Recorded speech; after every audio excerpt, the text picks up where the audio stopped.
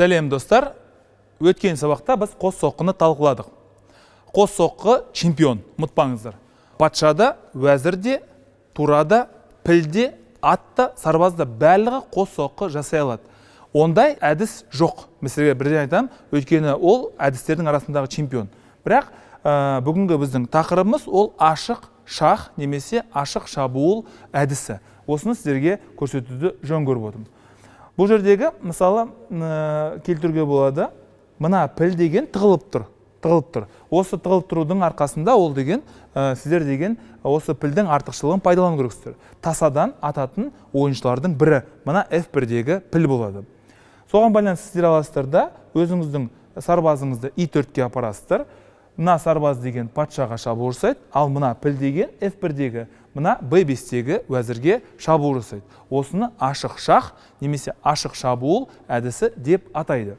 Патша деген мына I4-тегі сарбазды жесе де, өткені қашпаса да, сіздер деген мына пілмен не істейсіздерді, мына B5-тегі уәзірді жек кетесіздер. Көрдіңіздер ме? Ашық шабуыл немесе ашық шах осы екі тақырыпты бірге өткізеді, өткені екеуі ұқсас, және екеуінің жалпы шығу тегі және қолдану тәсілі, қолдану аясы барлық жерде өте ұқсас, сол себепті ашық шақты да, ашық шабуылды да бірге қарастырады. Ашық шабуылға қатысты келесі мысал.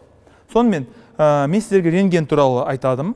Өйткені рентген өте қиын, күрделі әдістердің бірі, ол деген байлау әдісінде де пайдаланады, және ашық шабуылда да пайдаланады. Жалпы рентген тек қана адамға ғана зиянды емес, ол шахмат фигураларына да зиянды әдістердің бірі. Қараңыздар, бұл жерде уәзір деген, қара уәзір, мына ақ тураның рентгенінде тұр. Және біз осыны әдемілеп тұрып пайдалану керекпіз.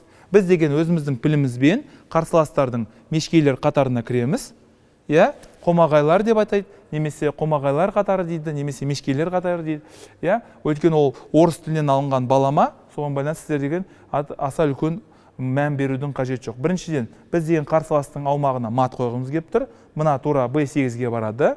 Тура деген аңшы болады, ал піл деген қорғаушы болады. Ал екінші іс-әрекет, ол мына тура, мына уәзірге шабуыл жасайды. Қараңыздар, мына B8-дегі торды бақылауға аламайды. Екіншіден, мына тура, мына неге шабуыл жасап тұр. Осындай жағдайларды ескерген жөн. Көрдіңіздер ме?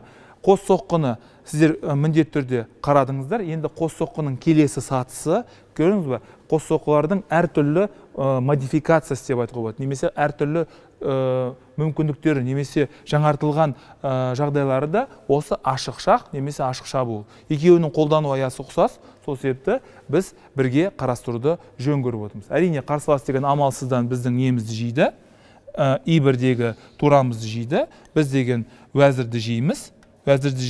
Соның арқасында бізде, байқасаңыздар, мына жерде өтетін сарбаздарымыз бар. Екеуі шеттегі өтетін сарбаз болса, мынау деген орталықтағы өтетін сарбаздың құрамына кіреді. Сол себепті бұлар болашақта уәзірге айналады. Әрине, оларға көмектеседі піл көмектеседі, және тура көмектеседі, және патша көмектеседі. Ашық шабуылға қатысты келесі күрделі мысал, көбінесе бұл тұзаққа барлық бастауыш шахматшылар түседі. Сол тұзақты көрсетейін деп отырмын. Орыс партиясында, немесе ағылшын тілді әдебиетте Петров қорғаныс деп аталады, орыс партиясында осындай жағдай болады. Қарсылас деген, біз деген сарбазымызды негізгі орталыққа қоямыз, ол бізге бөгет қояды, атымызды F3-ке қоямыз, ол бізді атты F6-ға қояды. Содан кейін біз деген қарсыластың негізгі орталықтағы сарбазын жек кетеміз. Былай жек кетеміз. Бұл жердегі теория бойынша сіздер деген мына сарбазбен D6-ға жүргізсіздер, және мына атқа шабуыл жасаңыз. Егер де шабуыл жасасаңыздар, бұл тұзаққа түспейсіздер. Бірақ көбінесе бастауыштар қайталау жақсы көреді. Ойлайды, мен деген мықты ойыншының артынан қайталайтын болсам, бәрі дұрыс болады деген бір қате пікірде болады. Оларынан жек қояды. Соның арқасында осы ең танымал тұзақтардың біріне түседі. Уәзір деген I2-ге барады. Және уәзір деген мына I4-тегі атқа шабуыл жасайды. Ат деген артқа қарай шегінеді, F6-ға шегінеді. Енді біз деген ашық шах әдісін пайдаланамыз.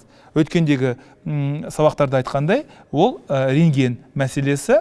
Көрдіңіздер ме? Мына ат және мына жерде патша тұр. Сіздер деген атыңызбен C6-ға барасыздар да шегені қағасыздар. Көрдіңіздер ме? Бұл атты тек қана шеге деп атамайды, бұны тағы да осьминог дейді. Ат осьминог. Осьминогтың 7 аяғы бар болғандай, бұл мысалы қараңыздар. 1, 2, 3, 4, 5, 6, 7, 8. Көрдіңіздер ме? Ат осьминог деп атайды бұны, немесе шеге деп атайды бұны. Көрдіңіздер ме? Уәзір деген патшаға шабуыл жасайды, ал мына ат деген мына уәзірге шабуыл жасайды. Мына осындай ашық шақ шабуылы бар.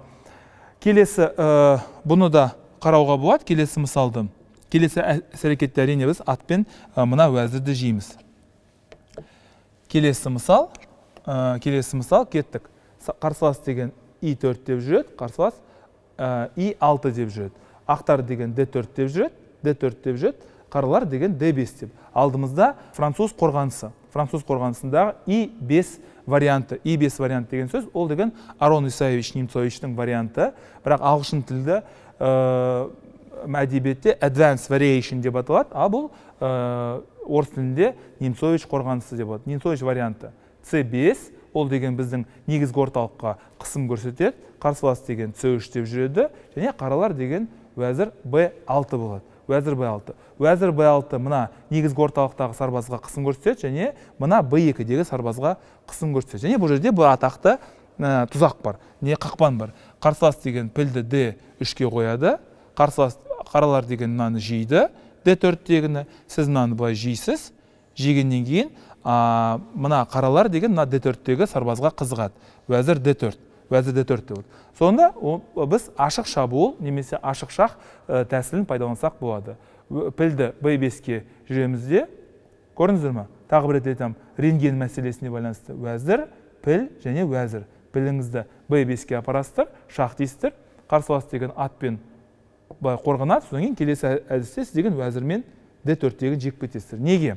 Өйткені мынау толық байлау, толық қиғаш байлау. Соған байланысты мына ат сіздің уәзіріңізді жеуге ешқандай мүмкіндігі болмайды. Міне осындай іс-әрекет, осындай әдіс, бұның атауы ашық шабуыл деп аталады, ашық шақ деп аталады. Екеуінің де қолдану аясы ұқсас, сол себепті екеуін біріктіріп түсіндіруге тырыстық.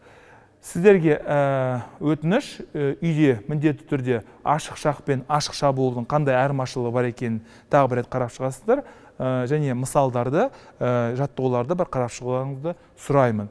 Осымен сабағымыз аяқталды. Сау, сәлемет болыңыздар.